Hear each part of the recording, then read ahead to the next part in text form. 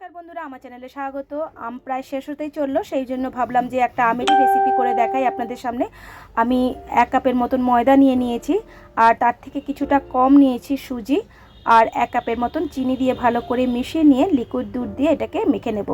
Liquid দুধটা খুব একটা বেশি দেব না, যেহেতু আমের পিউরিটা আছে। খানিকটা আমের পিউরি আমি এর মধ্যে ব্যবহার করব, আর খানিকটা ক্ষীরের মধ্যে ব্যবহার করব। এটা হচ্ছে আম ক্ষীরের পাটিসাপটা। দারুণ হয়েছিল খেতে, অবশ্যই বাড়িতে একবার ট্রাই করে দেখতে পারেন। আর সামান্য একটু ফুড কালার দিয়ে দিয়েছি, কালারটা যাতে সুন্দর হয়। আপনারা চাইলে নাও দিতে পারেন।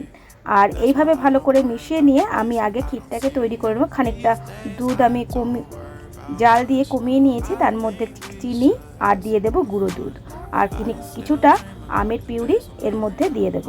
দিয়ে ভালো করে নেড়ে চেড়ে ক্ষীরটাকে তৈরি করব। আর একটা ফ্রাইং প্যানের মধ্যে আমি খানিকটা ঘি মাখিয়ে নিয়ে একটা আলুর সাহায্যে এইভাবে মাখিয়ে নিয়ে আমি একটার পর একটা পাটিসাপটা ভাজবো। আপনারা অবশ্যই বাড়িতে একবার ট্রাই করে দেখতে পারেন কেমন লাগলো। যারা যারা দেখছেন, ফলো করছেন, অসংখ্য ধন্যবাদ। যারা যারা এখনও করেননি, চটপট করে ফেলুন। আর ভালো লাগলে অবশ্যই শেয়ার লাইক করুন, বেশি বেশি করে কমেন্ট করুন, বেশি করে লাইক করুন। আর কেমন লাগছে এই রেসিপিগুলো অবশ্যই কমেন্টের মাধ্যমে জানান।